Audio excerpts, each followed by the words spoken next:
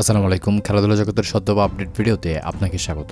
চলমান বাংলাদেশ বনাম পাকিস্তানের মিরপুর টেস্টে বিশাল রানের লিড পেয়েছে এবার বাংলাদেশ।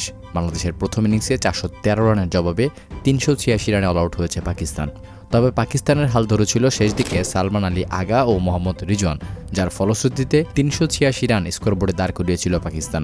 মূলত মেহেদী মিরাজের ঘূর্ণি জাদুতে হুড়মুড়িয়ে পড়েছে পাকিস্তানের ব্যাটিং লাইন আপ। মেহেদী হাসান মিরাজের ক্যারিয়ারে যোগ হয়েছে আরেকটি ফাইফার।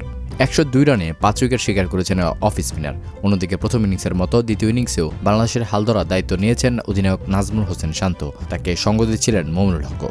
দুই ওপেনারের ব্যর্থতার পর আবারও বাংলাদেশের হাল ধরেছিল এই দুই ব্যাটার।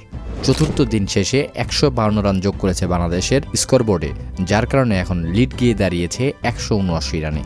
মমিনুল হক ৫৬ রানে শাহিন আফ্রিদির বলে কট বিহাইন্ড হয়েছেন। অতঃপর মুশফিকুর রহিমকে সাথে নিয়ে হাফ সেঞ্চুরিটা উদযাপন করেছেন নাজমুল হোসেন শান্ত।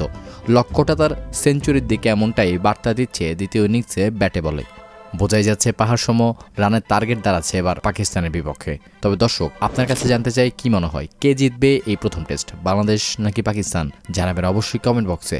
এতক্ষণ সঙ্গে থাকার জন্য আপনাকে জানাচ্ছি বিশেষ ধন্যবাদ।